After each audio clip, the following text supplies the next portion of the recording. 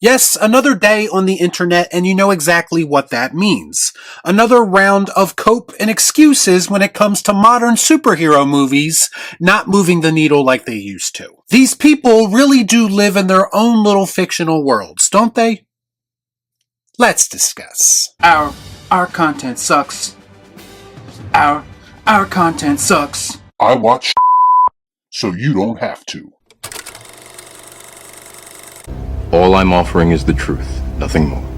So the Fantastic Four has been out for 2 weeks, and despite some positive buzz, First Steps had a 66% drop in its second week at the domestic box office. 66%, eh?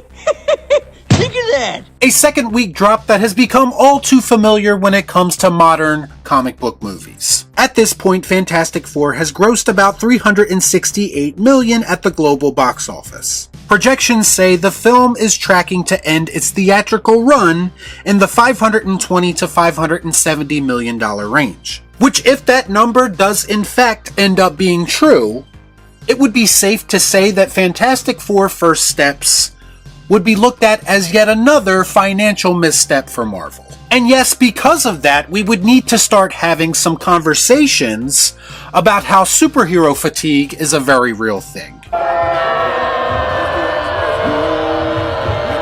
Now, of course, we have our detractors, the people who believe these baseline budgets that the media is reporting and trying to convince everyone that everything is okay. But if you don't have the blinders on, if you don't have fan goggles on, we all know the truth now, don't we? You see, a lot of people like to clap back at the idea of superhero fatigue and say, no, it's nothing more than bad movie fatigue. Or they might even say that it's Marvel fatigue or DC fatigue, depending on what narrative they are trying to spin. Here's the reality of the situation. While I have no doubt in my mind that Marvel's recent track record of putting out slop had an impact on how people viewed the Fantastic Four. But here's something to consider. Fantastic Four First Steps is easily one of the most legitimately positively reviewed MCU movies in some time. A movie that even had people who had all but given up on the MCU overall singing a different tune. And the sad truth is that all of that didn't matter when it came time for people to show up to the theater. So can we really use the bad movie fatigue excuse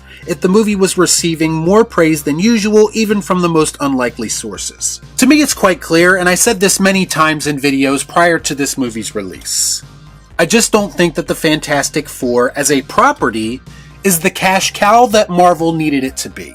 I don't think that it's a property that commands a lot of attention from the general public. And I do think that Marvel as well as DC are picking the absolute worst time to try to reset everything in their universes. Because general interest in both of these brands is clearly not where it used to be. Brandon S. on X had this to say: everyone who keeps saying it's comic book fatigue, Deadpool and Wolverine made over $1 billion last year. It's people are tired of bad superhero movies. Bitter comic creator Rob Liefeld echoed those sentiments when he said, quote, "It's Feige fatigue.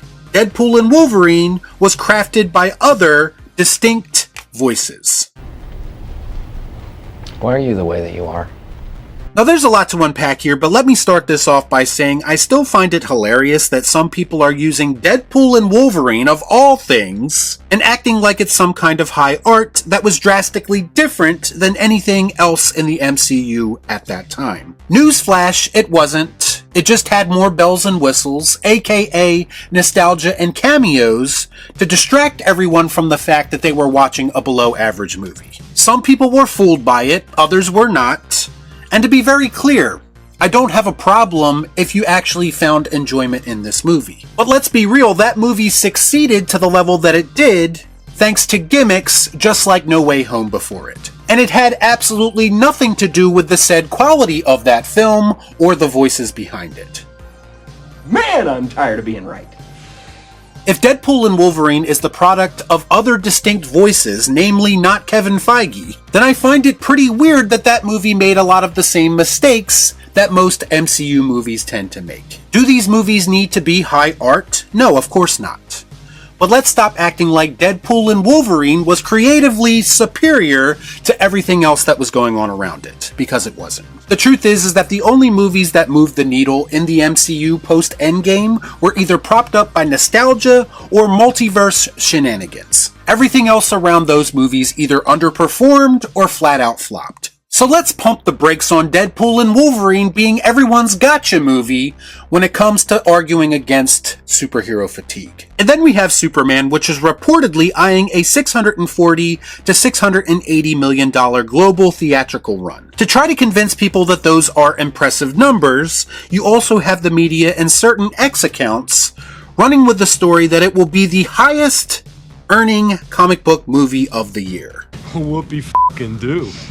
Hey, I'm impressed. And I hate to break it to some of you, but none of this is the flex that some people think it is. So Superman is the highest grossing superhero movie of the year, when pretty much everything else in the genre either underperformed or flat out flopped. Perspective helps in these conversations, and could the bar possibly be any lower? Also, hearing that Superman could end its theatrical run in the $600 million range, and people acting like it's an absolute win, sounds a bit odd to me. Many people who are not desperately shilling for this movie have said many times that Superman's final number needs to have a 7 in front of it in order for that movie to be considered a legitimate success. Now, to be clear, it does not matter if you personally believe that it can make less than that and be a success, if you think that's right on the money, or if you think that it needs to make more. The point, ladies and gentlemen, is that a $640 to $680 million haul is not the slam dunk victory in any scenario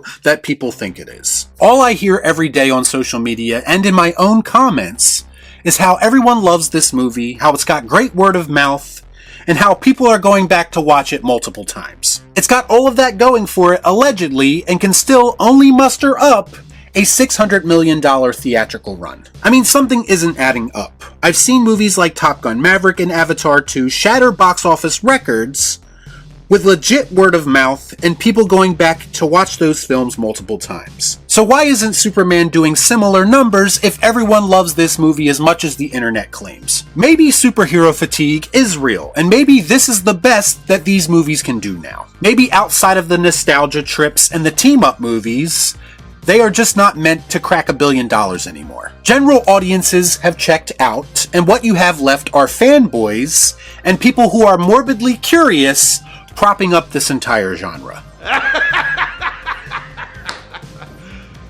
You serious? And I don't think there's any turning back at this point, so to me, if you are dead set on continuing to make these movies, then I think you have to start making them very differently. Maybe an emphasis on storytelling and characters would bring the ridiculous costs of these movies down instead of just focusing on spectacle. If Superman and Fantastic Four didn't cost so much to make and promote, then they wouldn't need to make so much in order to turn a profit. The bottom line being that you desperately have to adjust for the dwindling audiences that these movies are currently bringing in. That makes sense. Of course, we have some people, the corporate apologists, who are desperately trying to deflect blame, like John here, who had this to say. Some people won't want to hear this, but it might be time to stop putting all the blame on studios or creatives for underperforming movies. It might be time to start looking at the intelligence level of moviegoers. If a phenomenally stupid film like Jurassic World Rebirth can crush films like Superman and Fantastic Four at the box office, then something might be wrong with all of us and not the studios or creatives. Now, to be clear, I've personally questioned the intelligence level of audiences for years as they continued to support slop, which in effect made studios create more slop. However, to suggest that movies like Superman and Fantastic Four are drastically intellectually superior films when compared to Jurassic World is one of the most ridiculous things I've ever heard. Yes, I do agree that Jurassic World Rebirth is easily the worst of those three films. But Superman isn't exactly a case study on great storytelling and filmmaking. And Fantastic Four, while I personally enjoyed it for what it was not the second coming of Sam Raimi's Spider-Man or Christopher Nolan's Batman. No, no, no. No! Hell no! All this shows me is that this person, along with a lot of other people apparently, have conditioned themselves to settle for less. I mean, you are literally trying to make a case for cape shit being superior by comparing it to a Jurassic World film. The Jurassic World films, despite all of their flaws, still move the needle. People are clearly not tired of dinosaurs yet. And it's actually pretty sad that one of the worst performing Jurassic World movies recently still outperforms two of the biggest superhero movies of the year financially. Superhero fatigue is real, folks, and don't let anyone else try to convince you otherwise. Every cinematic trend, from westerns to superhero movies, falls off eventually.